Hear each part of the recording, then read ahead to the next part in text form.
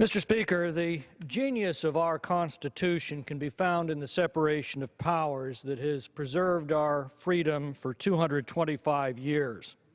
The American founders recognized that what had gone so terribly wrong in Europe was that the same organ of government that made the law also enforced that law and adjudicated it. All the powers were in the same hands. They wanted to protect their new nation from such a fate.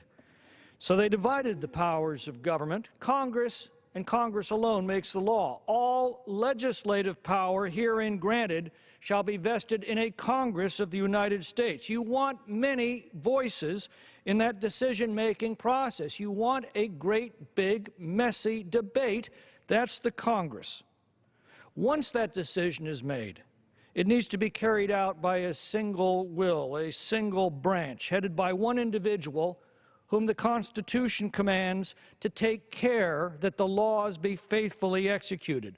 One person does not get to make the law in this republic.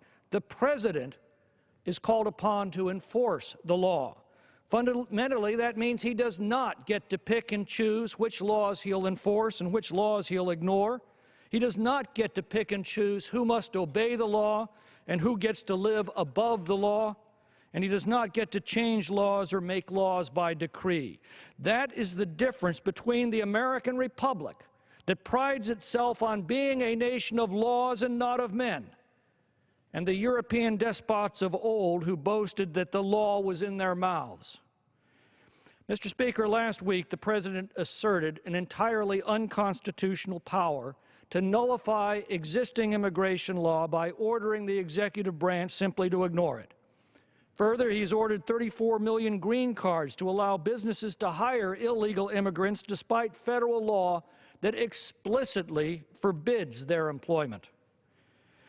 Throughout our nation's history, executives have tested the limits of their power, but this act crosses a very bright line. Fortunately, the American founders anticipated that someday a president might attempt to subvert the Constitution in this manner, and they provided a variety of defenses available to both the legislative and the judicial branches. The legislative branch has the power of the purse, but that power is temporarily constrained by the partisan division between the House and the Senate. Fortunately, the American people have acted to end that division in January. But I fear that any confrontation between the executive and the legislative branches could ultimately end in stalemate. The third branch of government, the judiciary, must be brought into this process.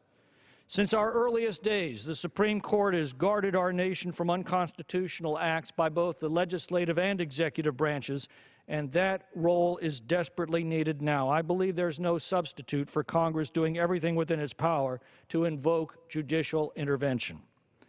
I cannot believe that even the most devoted liberals on the bench can be comfortable with this brazen act of usurpation. Assuming the court stands with the Constitution, the President would have no choice but to back down or face a catastrophic public and congressional backlash.